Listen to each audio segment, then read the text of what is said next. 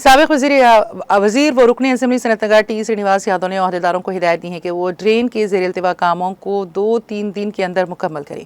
Colony की मकीनों ने हाल ही में साबिक़ कॉरपोरेटर एन शीशु कुमारी की क़यादत में साबिक़ वज़ीर व रुकन असम्बली टी श्रीनिवास यादव से मुलाकात करके अमीरपेट डिवीज़न के गायत्री नगर में नाले के तामीराती काम के मुकम्मल ना होने की वजह से उन्हें मुश्किलात का सामना है। नाले के ज़ेर इल्तिवा कामों को जल्द मुकम्मल करने की दरख्वास्त की थी, जिस पर अपने रद्द-ए-अमल का इजहार करते हुए टी श्रीनिवास यादव ने उसी दिन अहदेदारों से बात की और उन्हें कामों को जल्द मुकम्मल करने के लिए इक़दाम करने का हुक्म दिया। इसी कड़ी के तहत टी श्रीनिवास यादव ने मुख्तलिफ महकमों के अहदेदारों के साथ इस इलाके का दौरा करके ड्रेन का मुआयना किया। इस मौके पर मुकामी लोगों ने मुख्तलिफ मसाइल रुकन असम्बली टी श्रीनिवास यादव की तवज्जो में लाई, जबकि अहदेदारों ने नाले के काम में रुकावट बनने वाले बिजली के ट्रांसफार्मर को शिफ्ट करने का काम शुरू कर दिया।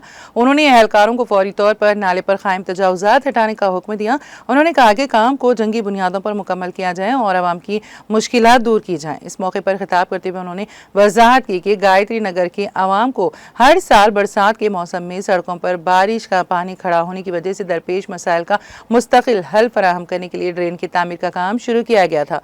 उन्होंने कहा कि इन कामों की तकमील में गायत्री नगर के लोगों का कई सालों से चल रहा मसला हल हो गया है।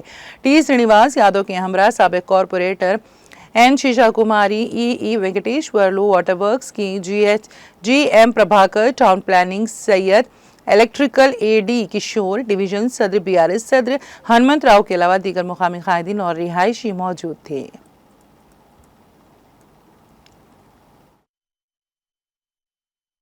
ఈ గాయత్రి నగర్ అనేది మీరు చూస్తున్నారు 20 ఇయర్స్ నుంచి 30 ఇయర్స్ నుంచి ఏదైనా చిన్న వర్షం వచ్చినా సరే ఇక్కడ మొత్తం మునిగిపోతుంది.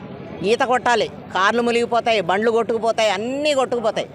మేము సార్ ఎమ్మెల్యేగా గెలిచినప్పటి నుంచి దీని వెంటబడితే ఇప్పటికీ ఈ గాయత్రి నగర్కి ఒక రూపురేఖలకు వచ్చింది. ఎవరిష్టం వచ్చినట్టు వాళ్ళే ఒక ఎమ్మెల్యే రావాలి, అట్నుంచి ఇటు కలుపుకుంటామని ఎవరో అడగాలి, అట్నుంచి కలిపేసుకోమని చెప్పాలి. ఏదైనా సరే ఇక్కడ జరిగిన అక్రమాలంటూ ఏం లేవు. మన మినిస్టర్ తలసాని శ్రీనివాస్ యాదవ్ గారు వచ్చిన తర్వాత మాజీ మినిస్టర్ ఇప్పుడు మినిస్టర్గా ఉన్నప్పటి నుంచి కూడా దీనికి బాగు గురించే పాటుపడ్డారు ఆయన. చెత్త అక్కడ ఒక బార్ ఉండేది, ఆ బారు చెత్త మొత్తం పట్టుకొచ్చి రోడ్డు మీద పడేసేవాళ్ళు. అక్కడ హాస్టల్స్ కానీ ఇన్స్టిట్యూట్స్ కానీ, ఈ అమీర్పేట అంటేనే ఇన్స్టిట్యూట్ల మయం. దానికి సౌకర్యాలు లేక ఇన్స్టిట్యూట్లోకి